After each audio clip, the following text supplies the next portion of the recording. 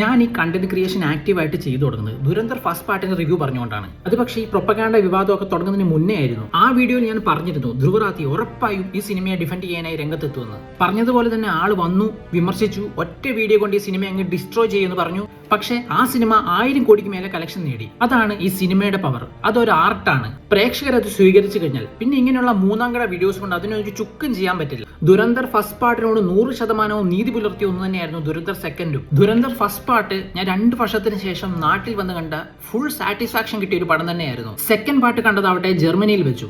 നാട്ടിൽ വെച്ച് കാണുമ്പോൾ കിട്ടുന്ന ആ ഒരു തിയേറ്റർ എക്സ്പീരിയൻസ് പൊതുവെ ജർമ്മനിയിൽ വെച്ച് എനിക്ക് കിട്ടാറില്ല. നാട്ടിൽ ആ കാര്യത്തിൽ നമുക്ക് ഒരുപാട് ഓപ്ഷൻസ് ഉണ്ട്. പ്രത്യേകിച്ച് PVR സിനിമാസിലൊക്കെയാണ് നിങ്ങൾ പോയി കാണുന്നതെങ്കിൽ നിങ്ങൾക്ക് ഒരു പീക്ക് തിയേറ്റർ എക്സ്പീരിയൻസ് എന്ന് പറയുന്നത് ഉറപ്പായിട്ട് ലഭിക്കുന്ന ഒന്നാണ്. അത് പറഞ്ഞപ്പോഴാണ്, നിങ്ങൾ ഇപ്പോഴും ഫുൾ പ്രൈസ് കൊടുത്ത് തന്നെയാണോ സിനിമ കാണുന്നത്?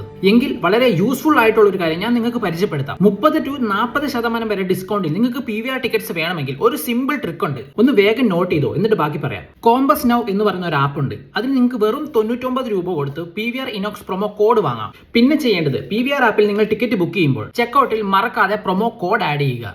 200 രൂപ വരെയുള്ള ടിക്കറ്റ് ആണെങ്കിൽ ഓൾമോസ്റ്റ് ഫ്രീ ആണ്. ജസ്റ്റ് ഒരു കൺവീനിയൻസ് ഫീ മാത്രം അടച്ചാൽ മതിയാവും. അതല്ല, 200 രൂപയ്ക്ക് മേലെയുള്ള ടിക്കറ്റ് ആണെങ്കിൽ ഫ്ലാറ്റ് 200 rupees ഓഫ്.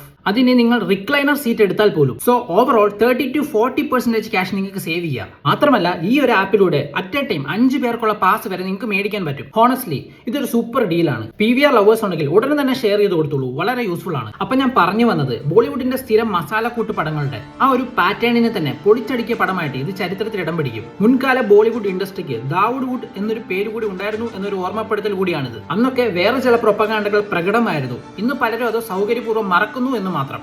അപ്പോൾ ഈ 2 പ്രൊപ്പഗാൻഡകൾ ഏത് പ്രൊപ്പഗാൻഡയ്ക്കാണ് കൂടുതൽ ജനപിന്തുണ എന്ന് കണ്ടറിയാം.